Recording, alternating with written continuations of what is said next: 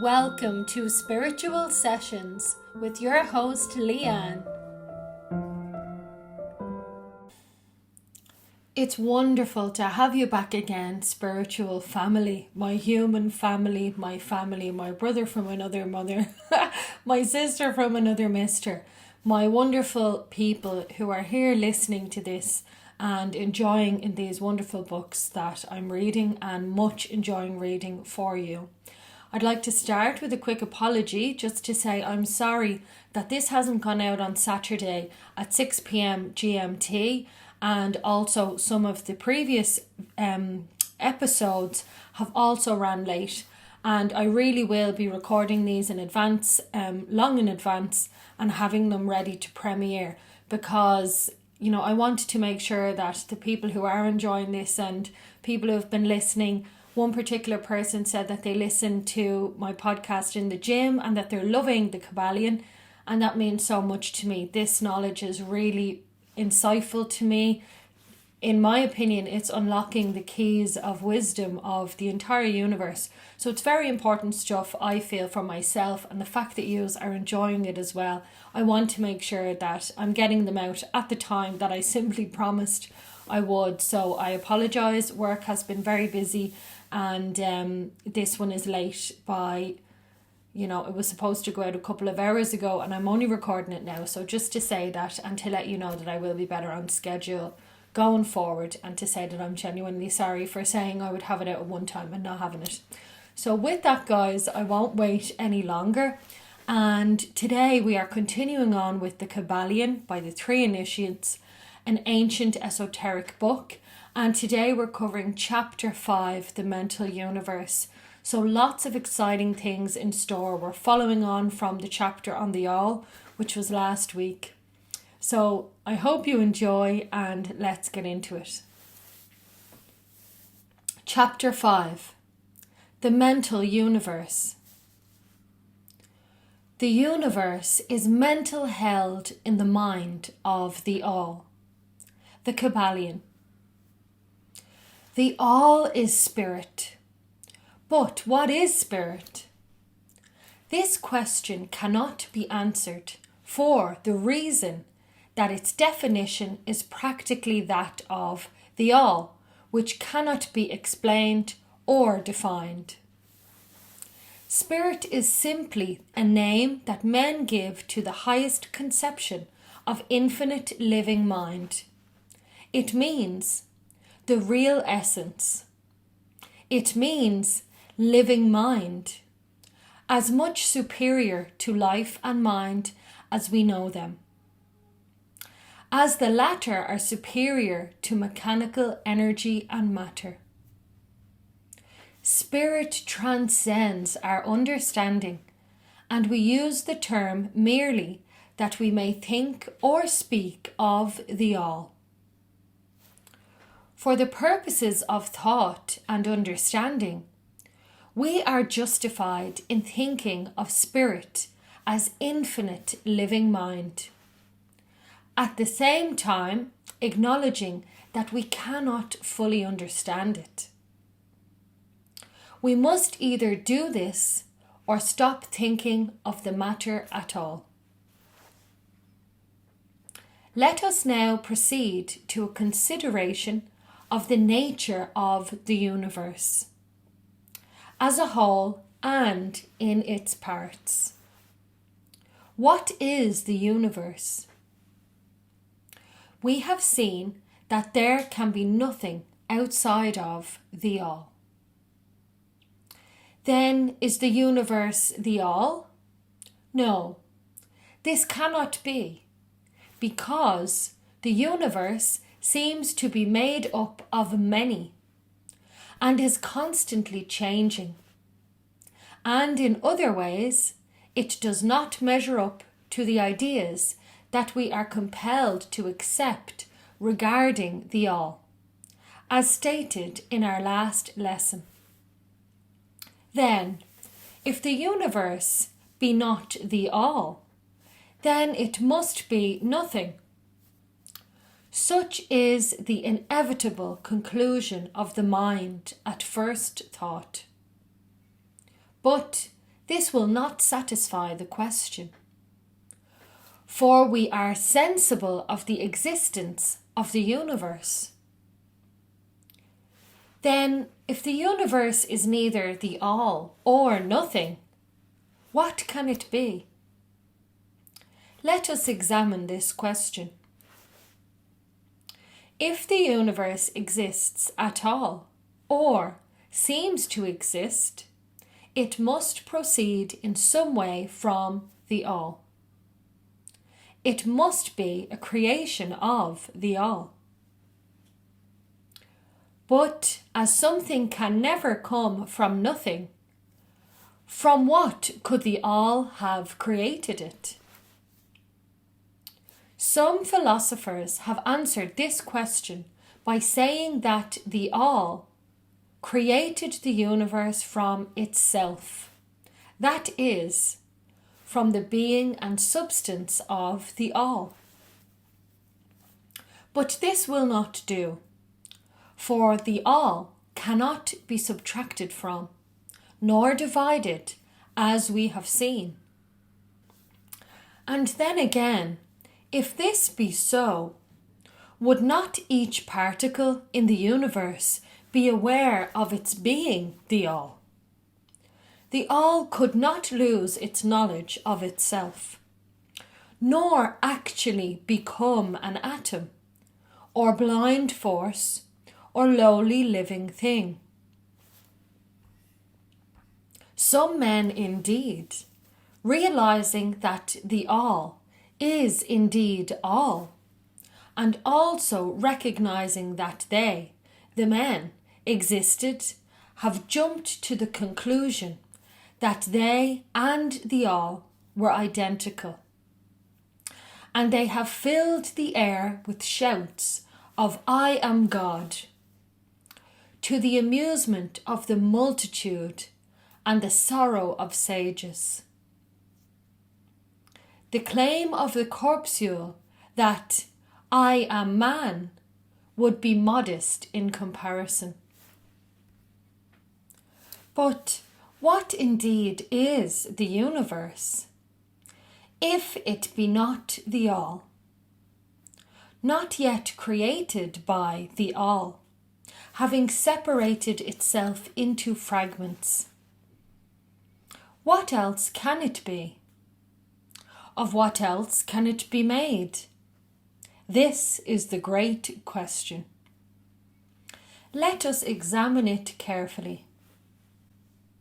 We find here that the principle of correspondence, see lesson 1, comes to our aid here. The old Hermetic axiom, "as above, so below," may be pressed into service at this point. Let us endeavour to get a glimpse of the workings on higher planes by examining those on our own. The principle of correspondence must apply to this as well as other problems. Let us see, on his own plane of being, how does man create? Well, first, he may create by making something out of outside materials. But this will not do, for there are no materials outside of the all with which he may create.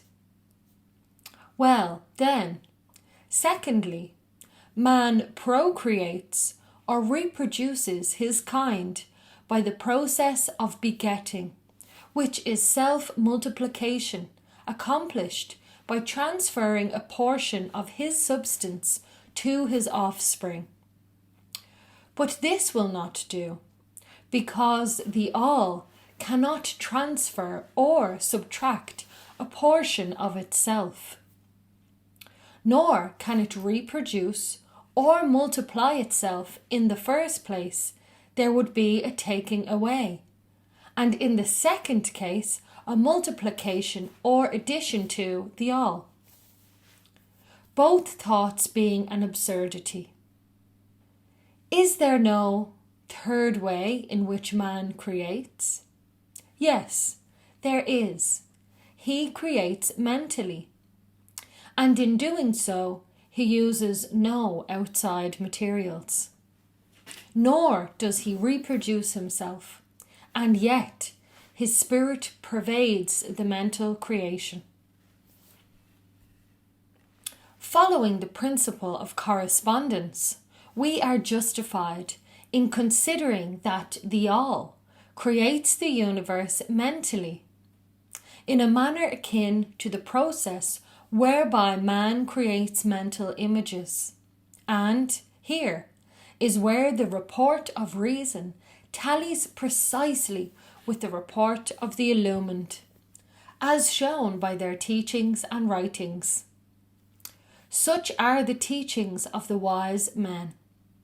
Such was the teaching of Hermes. The All can create in no other way except mentally, without either using material, and there is none to use, or else reproducing itself, which is also impossible. There is no escape from this conclusion of the reason, which, as we have said, agrees with the highest teachings of the illumined. Just as you, student, may create a universe of your own in your mentality, so does the All create universes in its own mentality. But your universe is the mental creation of a finite mind, whereas the All is the creation of an infinite. The two are similar in kind, but infinitely different in degree. We shall examine more closely into the process of creation and manifestation as we proceed. But this is the point to fix in your minds at this stage. The universe and all it contains is a mental creation of the All. Verily indeed, all is mind. The All creates in its infinite mind countless universes, which exist for eons of time, and yet, to the All, the creation, development, decline, and death of 1,000,000 universes is as the time of the twinkling of an eye. The Kybalion. The infinite mind of the All is the womb of the universes. The Kybalion. The principle of gender, see lesson 1 and other lessons to follow, is manifested on all planes of life: material, mental, and spirit. But as we have said before, gender does not mean sex. Sex is merely a material manifestation of gender. Gender means relating to the generation or creation. And whenever anything is generated or created on any plane, the principle of gender must be manifested. And this is true even in the creation of universes. Now, do not jump to the conclusion that we are teaching that there is a male and female God or creator. That idea is merely a distortion of the ancient teachings on the subject. The true teaching is that the All in itself is above gender, as it is above every other law, including those of time and space. It is the law from which the law proceed, and it is not subject to them.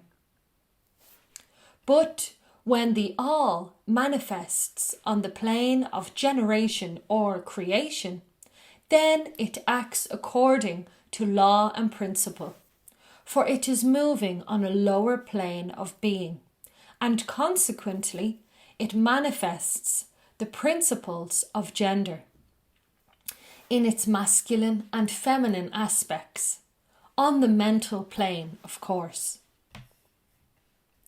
This idea may seem startling to some of you who hear it for the first time, but you have all really passively accepted it in your everyday conceptions. You speak of the fatherhood of God and the motherhood of nature, of God, the Divine Father, and nature, the universal mother, and have thus instinctively acknowledged the principle of gender in the universe. Is this not so? But the Hermetic teaching does not imply a real duality. The all is one. The two aspects are merely aspects of manifestation. The teaching is that the masculine principle manifested by the all stands in a way apart from the actual mental creation of the universe. It projects its will toward the feminine principle, which may be called nature, whereupon the latter begins the actual work of the evolution of the universe, from simple centers of activity onto man, and then on and on higher still, all according to well-established and firmly enforced laws of nature. If you prefer the old figures of thought, you may think of the masculine principle as God, the Father, and of the feminine principle as nature, the universal mother, from whose womb all things have been born. This is more than a mere poetic figure of speech. It is an idea of the actual process of the creation of the universe. But always remember that the all is but one, and that in its infinite mind, the universe is generated, created, and exists. It may help you to get the proper idea if you will apply the law of correspondence to yourself and your own mind. You know that the part of you which you call I, in a sense, stands apart and witnesses the creation of mental images in your own mind. The part of your mind in which the mental generation is accomplished may be called the me, in distinction from the I, which stands apart and witnesses and examines the thoughts, ideas, and images of the me. As above, so below, remember, and the phenomena of one plane may be employed to solve the riddles of higher or lower planes. Is it any wonder that you, the child, feel that instinctive reverence for the all, which feeling we call religion, that respect and reverence for the Father mind? Is it any wonder that, when you consider the works and wonders of nature, you are overcome with a mighty feeling, which has its roots away down in your innermost being? It is the mother mind that you are pressing close up to, like a babe to the breast.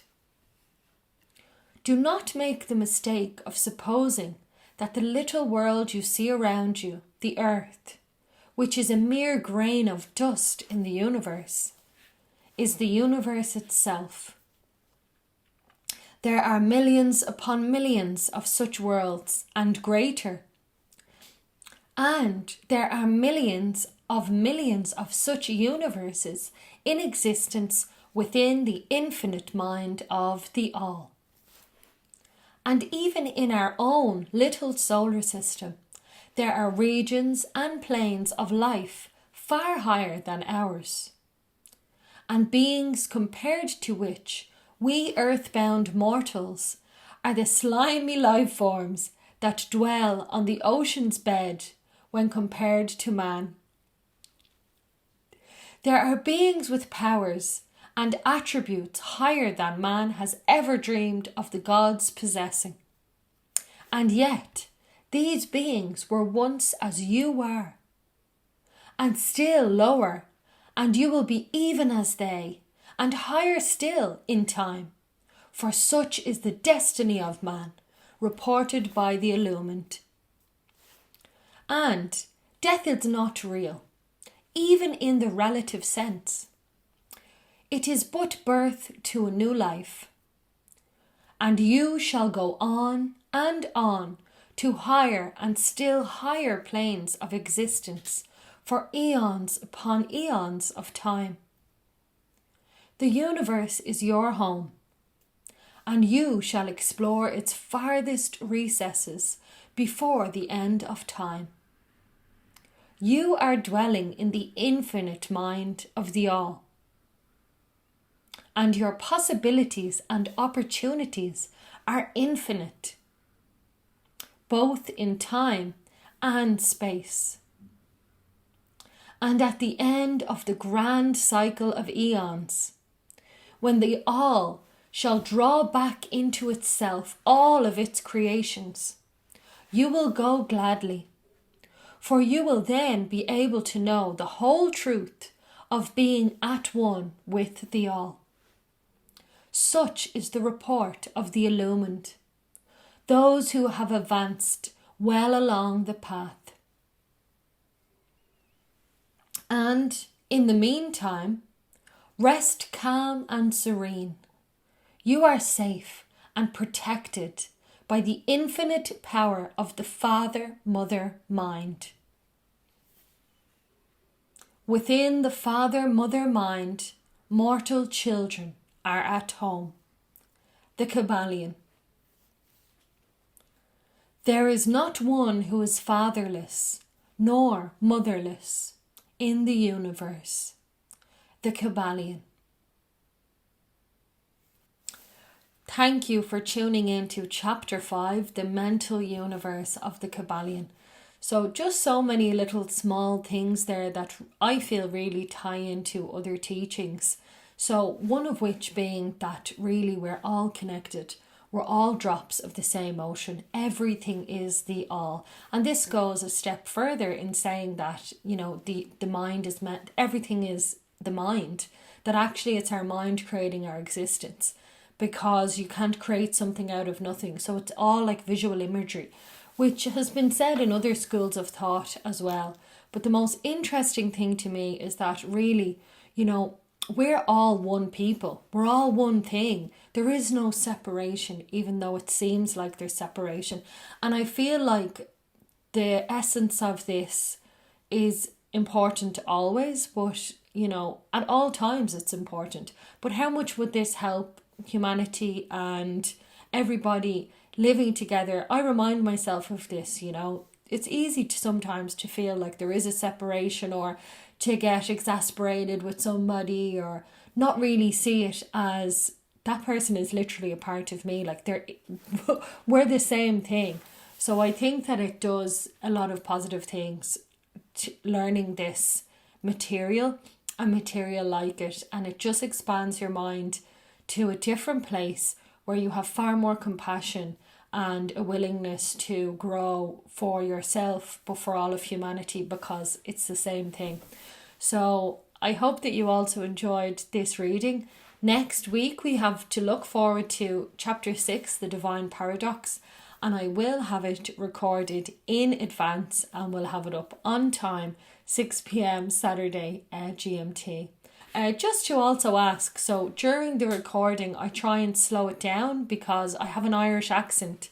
So I just don't want to be speaking too quickly that perhaps people can't understand me. And whenever I listen to audiobooks, I put them on 2 times or 1.25 or 1.5.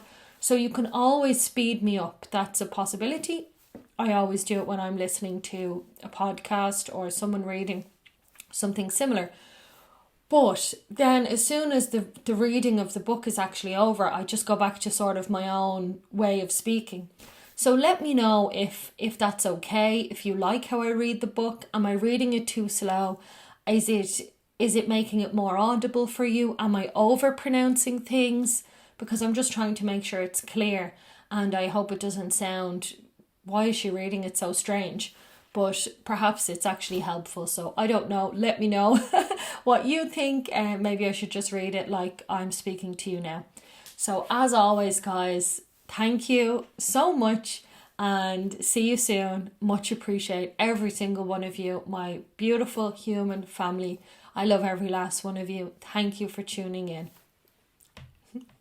Thank you so much for watching. It's my absolute pleasure to discuss these topics with you. And if you've enjoyed today's show, please do like, comment, subscribe, and get in touch. Let me know what you like and what you'd like me to discuss next. Peace, love, and light, guys. Go out there and shine your light. Love you all.